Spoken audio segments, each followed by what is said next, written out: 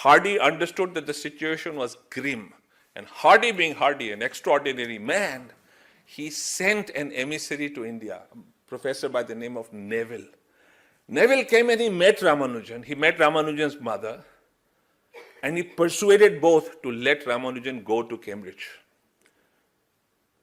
And they agreed. And Ramanujan knew that he will now be an outcast from his own caste, Brahman caste. But he agreed to go. He wanted to go. Mathematics was his religion, not anything else. So Ramanujan finally embarks. His wife, Janaki, wants to go with him. She's a teenager and she wants to go with Ramanujan. There was another Janaki at another time whose actions have guided our spirits and created the India that we see today. And that Janaki went. And that is why the demon Ravana was demolished. But what does modern India do? Ramanujan's mother refuses to allow Janaki to go with Ramanujan to England. So he goes alone, and that is the first tragedy that befalls Ramanujan. And I'll tell you why. So he goes to England and is received by Hardy in his own, but the English are formal. Beyond a point, they are formal. So Hardy sits with Ramanujan, Littlewood joins them, and they start discussing mathematics from almost the first day. And that's impressive, and that's interesting, and that is why Ramanujan was there. But Ramanujan is not used to the ways of the British. He's totally at sea here. Here is a man really brought up in Kumbakonam, and then for a while in Chennai, Madras, and he's now in Cambridge, unaware of the traditions, unaware of the mores, unaware of the system.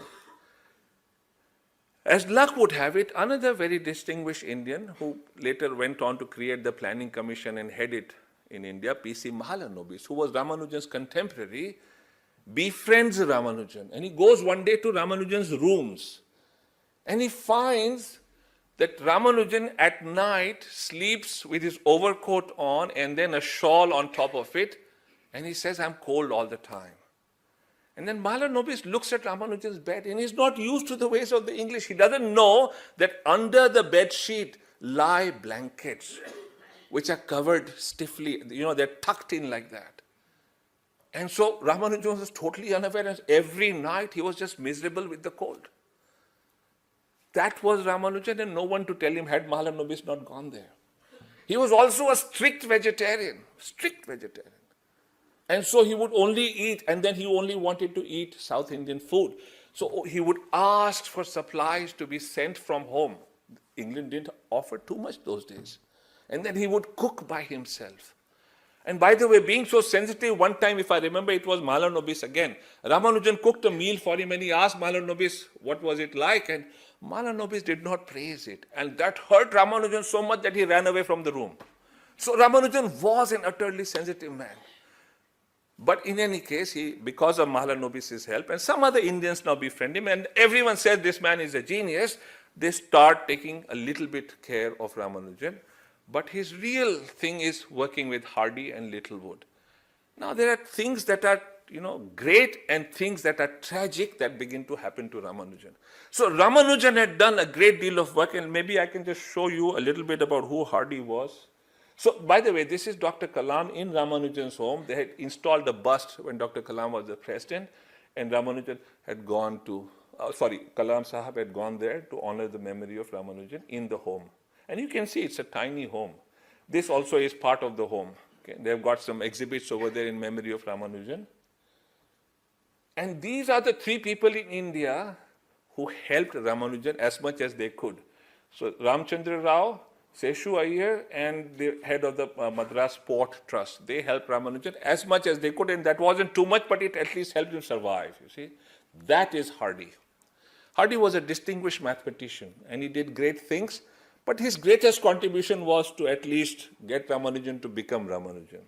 So that was his greatest contribution. So now what happens is when Ramanujan begins to show Hardy and Littlewood all the mathematics that he has done, two kinds of things happen. So let me first tell you the tragic part.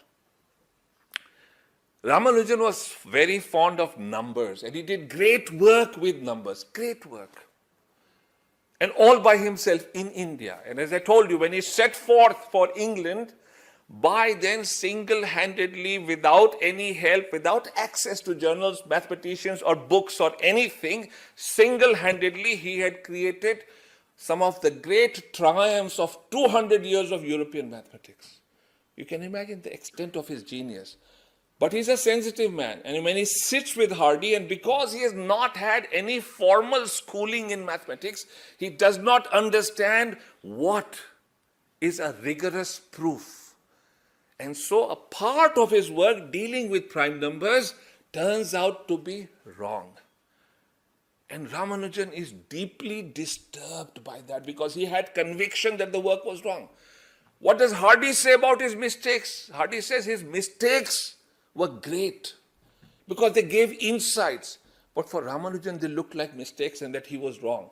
And so he attempts to commit suicide. He jumps in front of a train in London Underground. Fortunately for the world, he survives. And Hardy brings him back to the fold.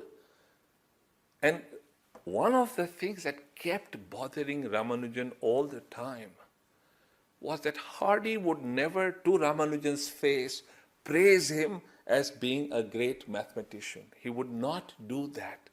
And so, many people have said that Ramanujan felt a little worried that was he really great? To others, Hardy would praise him like anything. It is Hardy who brings him to England. It is Hardy who sits with him. The greatest mathematician in England sits with Ramanujan. But being so sensitive and maybe a little irrational, he's not sure if Hardy really understands or wants to say that he is good or not. That's why he tried to commit suicide also. Hardy could have said, so what? These are mistakes, but these are great mistakes. From there we will build great things. He doesn't. However, they do other things which are really great. They produce many things. I will talk about them very soon. But you know, some things are beginning to happen now. As I told you, he was a frail child. Ill health dogged him his whole life. His whole life, ill health dogged him. And so he falls ill in England also. And there are many reasons. One, this tremendous mental pressure that comes upon him because he realizes some of his work is wrong and he's not receiving the kind of praise that Hardy would normally. Englishmen are reserved. They don't talk to you to your face too much. There was another reason. Ramanujan was writing regularly to his mother and to his wife. And his mother would respond, but he would receive no letters from his wife. And he was missing that. He was missing that. What was the reason? Why was his wife not writing? Actually, she was. For every single letter that Ramanujan wrote, his wife responded. But her mother-in-law, Ramanujan's mother, would slyly conceal the letters and not let them reach Ramanujan. And he didn't know. He just thought his wife was ignoring him. And that made him more miserable. So everything gets compounded. While he's still producing some extraordinary mathematics, he also falls ill. He falls ill pretty seriously. So he's admitted to a hospital in London. And Hardy goes to visit him regularly. So Hardy was a true friend, but in his English ways. And he visits Ramanujan regularly, and one day something extraordinary happens. I'm sure most of you know the story. So Hardy reaches Ramanujan's room, and to cheer Ramanujan, as Hardy writes, he thought he will tell him a curious incident. He said, you know, when I took this taxi to come to the hospital, I noticed the number 1729. And I hope there's nothing inauspicious about the number, because Ramanujan was very familiar with numbers and he knew all the properties. 1729, just think about it, okay? We just record it as a number. At the most, we will say it's an odd number. In a flash, Ramanujan responds. He says, it's a very interesting number, nothing inauspicious about it. Why? He says, because it is the smallest number that can be expressed as the sum of two cubes in two different ways. I don't even know if he comprehends this statement. So what does he mean by that? And this he says in a flash, just like that. That's how his mind worked. What does he mean by that? So he says that 1729, if I remember correctly, and I hope someone, if I'm wrong, do correct me, I think it's 9 cube plus 10 cube and 1 cube plus 12 cube, something like that. And the smallest number that can be written like this is the cubes of two numbers. How would he know that? He would look at things and he would gain insight. I'll tell you why. I have my own theory. But before that, another anecdote. So things would come to him in a flash, and he would say the goddess of Namakkal inspires him in his dreams to gain these insights.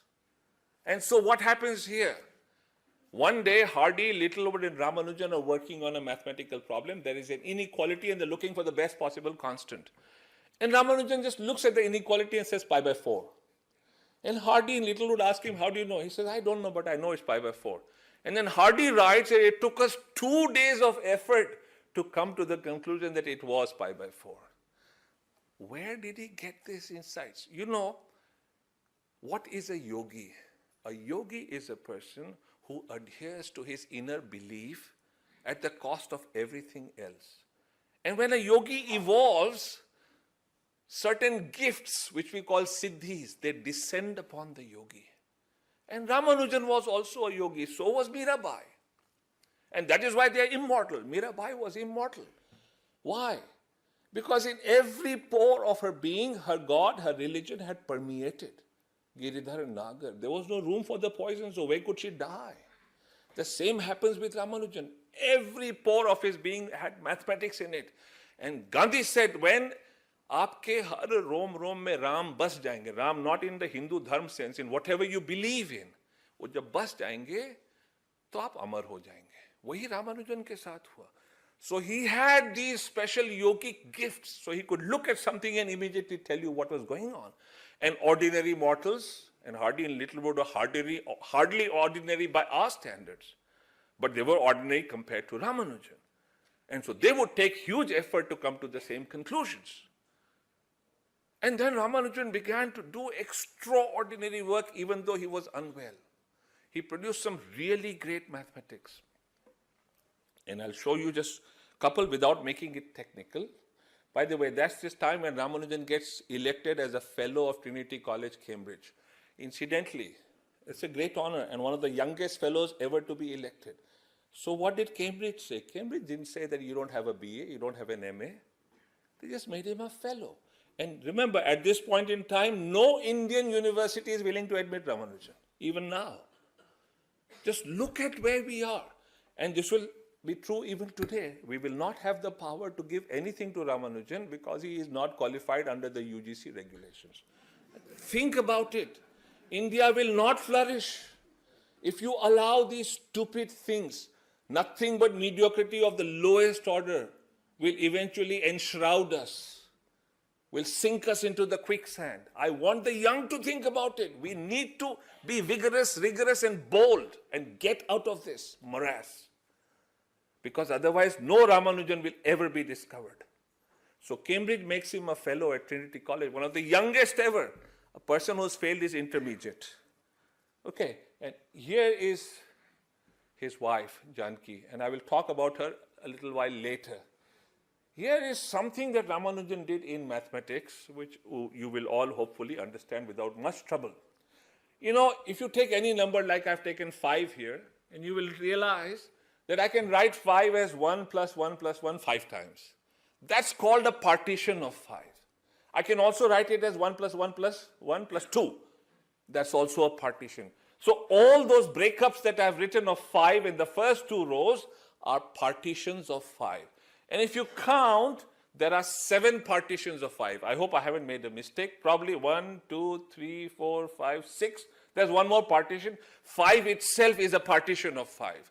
So there are 7 partitions of 5. Ramanujan was very fond of partitions of numbers. Incidentally, partitions can be very complicated as you make the numbers larger. Can you guess? 100 has so many partitions. Number of partitions of 100 are so large, just 100. And Ramanujan understood the partitions of really large and large numbers. Incidentally, partitions, because of Ramanujan's work, because he had done so much, because he had understood them, were of extraordinary use in physics, in crystallography, because of Ramanujan's work. He didn't realize, he didn't want to apply them, but the work got applied and allowed them to, in statistical mechanics, the work was used. So partitions are really important. It's not just a game here.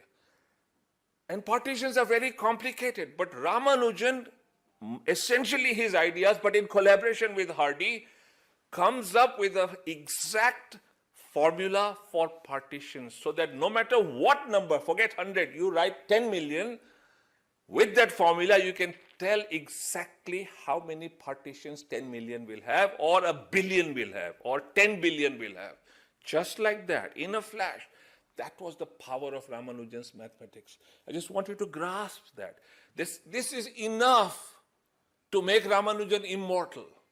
There were other things he had done. When he set forth for England, he also discovered something else about prime numbers that had taken 200 years of European mathematics to discover. He had done it in a flash by himself. Just the discovery of the statement, Littlewood says, is enough to record him as a first-rate mathematician. But he doesn't stop at that. He attempts to prove it. And I am willing to wager that if he had had a formal education in mathematics, he would have discovered the full proof. Because he had no formal education, there was a branch of mathematics that he did not know, complex analysis. And that is why he could not give a full proof. But his proofs are also insightful. As Hardy said, his mistakes were also great. So that's the only thing I want to talk about is mathematics and come back to his life. Hardy realizes now, after they have done all this work on partitions and everything, that Ramanujan's health is failing him. So they decide that he must go back to India. And Ramanujan returns to India in 1914. I want you to think about this. So here is a man who embarks for England, and Indians just vaguely understand there's something great about him. When he returns, they still don't understand his mathematics. There's no one in India who understands his mathematics. But now they realize, because the Goras have said it, that he's an extraordinary genius. I want you to contrast this with the statement I want to make. Up until almost the 17th century, the Indian tradition in mathematics was extraordinarily powerful. Extraordinarily powerful. The calculus is regarded as one of the greatest inventions of the human mind. In the 12th century AD, Bhaskaracharya II discovers the calculus. 500 years before Newton. That was the power of the Indian tradition. And up until this, almost the beginning of the 17th century, in Kerala, not far from Kumbakonam, they had carried the calculus discoveries to an extraordinarily high level. And then we came under foreign rule. And I have two things to say. I have looked at a district in Tamil Nadu called Chengalpattu, for which I have data from 100 years before the British and then after the British. Economic data, agricultural data. And I can see that Chengalpattu has a marked decline from the time the British take over. There's a marked, it's a surplus district in terms of agriculture, economically well off, in terms of knowledge well off. In terms of irrigation practices, they have created a marvelous technology relying on systems of eries. All that goes under British rule, and it becomes an economically deficient area. And the same happens to our schools of knowledge. They're gone.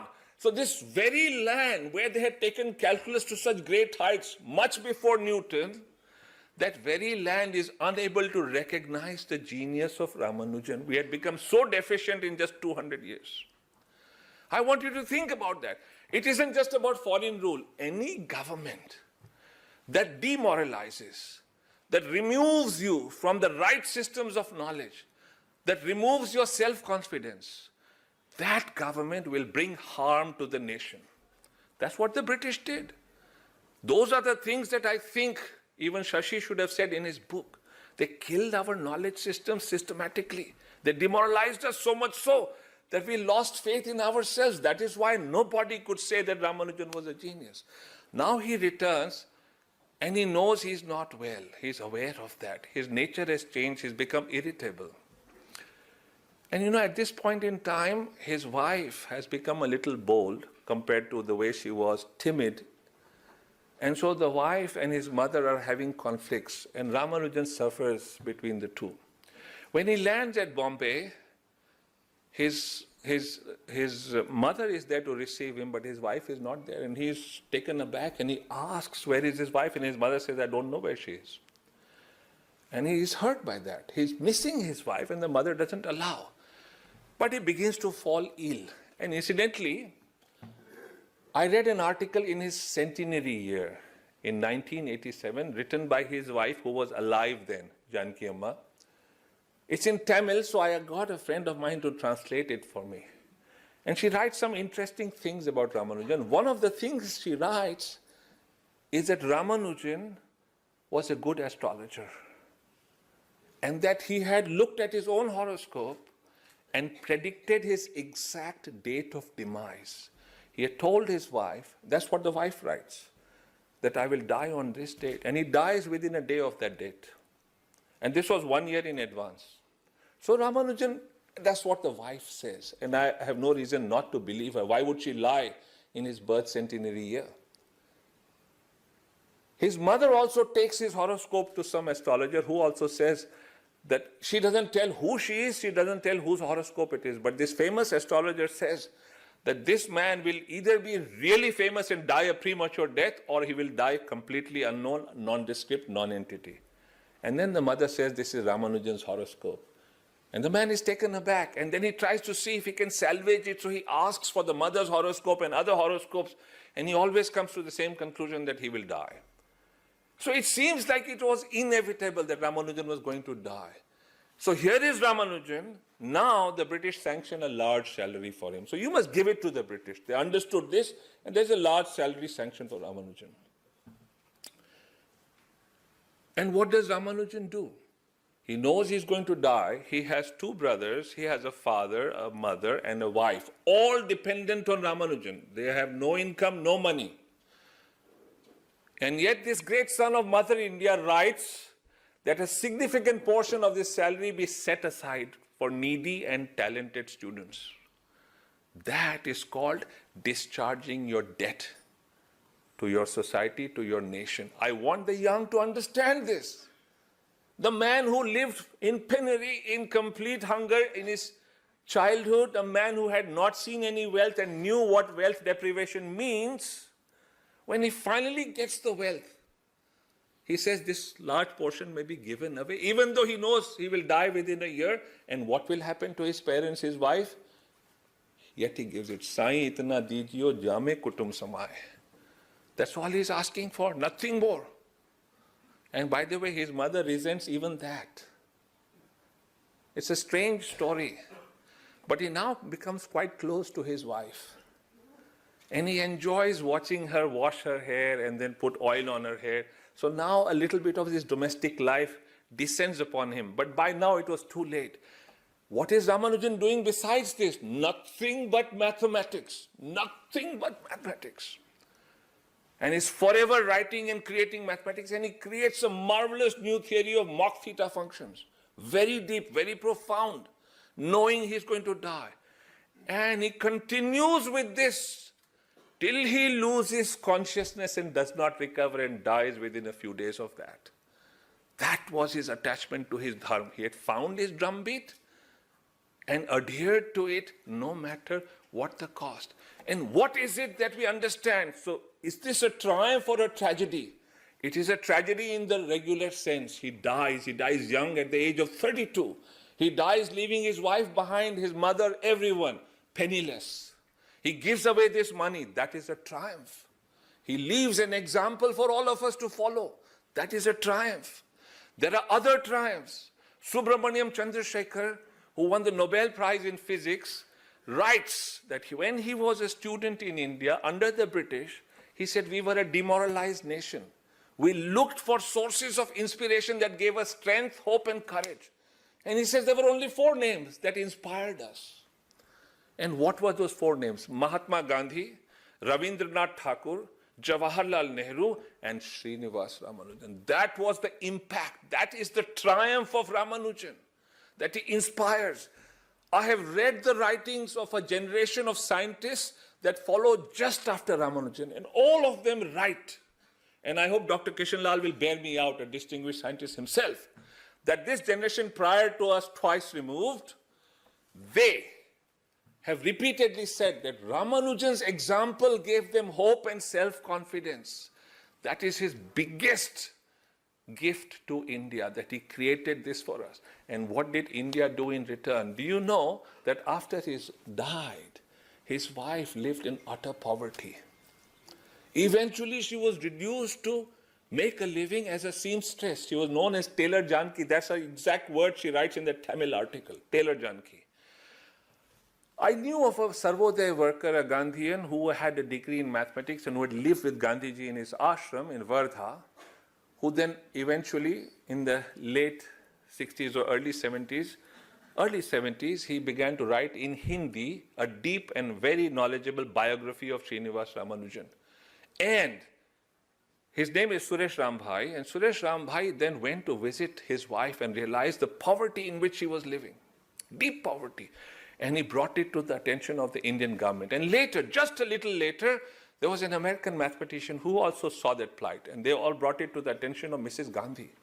And Mrs. Gandhi, being Mrs. Gandhi, immediately sanctioned some financial support for her, which then took care of her. And then she had adopted by now a boy who's still around. I met the son. I mean, he's a foster son, but I met him. But Ramanujan was long gone. And I want you to see, what did India do until one foreigner and one Gandhian brings the plight of his widow? What did we do? What did society do? What did Madras University do? They didn't give anything for Ramanujan's wife. The next Ramanujan will think 100 times. When I am gone, will they do something for my wife? I am not going to do it. Bhagat Singh didn't do anything for his mother. Gandhi didn't do anything for his children. Sardar Patel didn't do anything for Maniben. Did we live up to what we should have done? Because we were in that debt. And I am sad to say, most of the time we have not. I want the young to imbibe that lesson also, to cherish the memory of Ramanujan and understand that he triumphed. The tragedy happened because of us. Let that never happen again. Thank you very much for this patient listening.